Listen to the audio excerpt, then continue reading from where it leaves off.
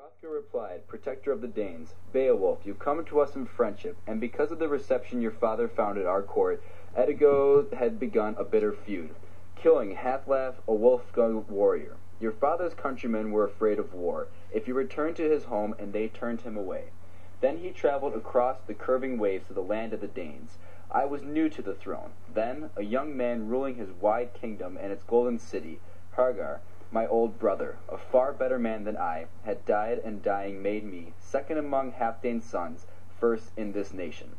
I bought the end of Eadgo's quarrel, sent ancient treasures through the ocean's furrows to the Wolfguns. Your father swore he'd keep that peace. My tongue grows heavy, and my heart, when I try to tell you what Grendel had brought to us, the damage he's done, here in this hall. You see for yourself how much smaller our ranks have become, and can guess what we've lost to his terror. Surely the Lord Almighty could stop his madness, smother his lust. How many times have my men, glowing with courage drawn from too many cups of ale, sworn to strafe after dark, and stem that horror with the sweep of their swords. And then in the morning his mead hall, glittering with new light, should be drenched with blood, the benches stained red, and the floors all wet from that fiend's savage assault. And my soldiers would be fewer still, death taking more and more. But to table, Beowulf, a banquet in your honor. Let us toast your victories, and talk of the future." Then Hrothgar's men gave places to the Geats, yielded benches to brave visitors, and led them to the feast. The keeper of the mead came crying out the carved flasks, and poured that bright sweetness. A poet sang from time to time in a clear, pure voice. Danes and visiting Geats celebrated as once, drank and rejoiced. Unfirst spoke Ecglaf's son, who sat at Hrothgar's feet, spoke harshly and sharp, vexed by Beowulf's adventure, by their visitor's courage, and angry that anyone in Denmark or anywhere on earth had ever acquired glory and fame greater than his own.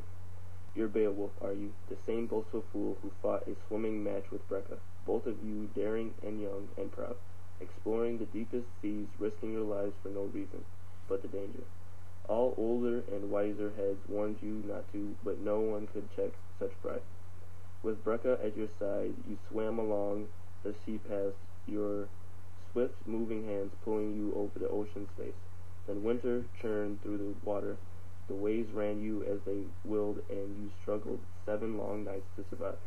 And at the end, victory was his, not yours. The sea carried him close to his home, to southern Norway, near the land of Bronding, where he ruled and was loved, where his treasure was piled and his strength protected his towns and his people.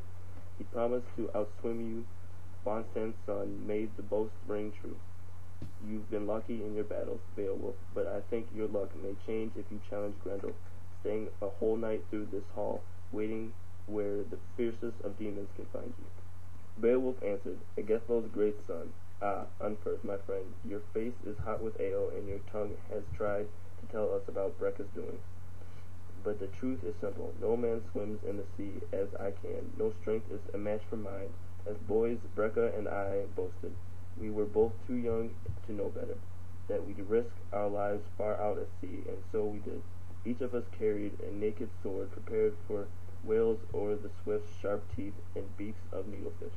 He could never leave me behind, swim faster across the waves than I could, and I had chosen to remain close to his side. I remained near him for 5 long nights until a flood swept us apart. The frozen sea surged around me. It grew dark, the wind turned bitter, blowing from the north, and the waves were savage. Creatures who sleep deep in the sea were stirred into life, and the iron-hammered links of my mail shirt, these shining bits of metal woven across my breast, saved me from death. A monster seized me, drew me swiftly towards the bottom, swimming with its claws tight in my flesh.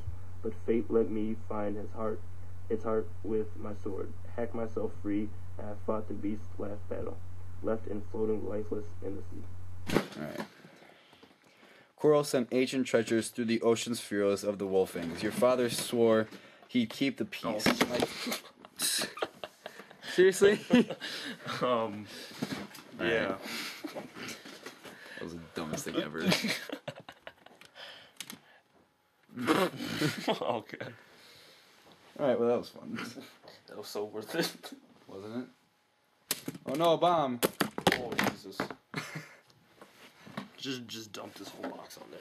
Yeah, right. Alright.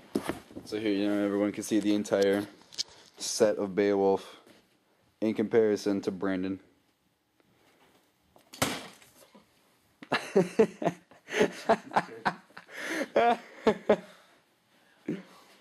You alright? I'm good. I'm good. He was playing soccer and he kicked his toe on that, and if he didn't catch that. I'm done. I'm done with this. Are you? Yeah. Camera says you're not. You still filming? Yeah. Alright. Maybe it really doesn't matter. Alright, it's going off.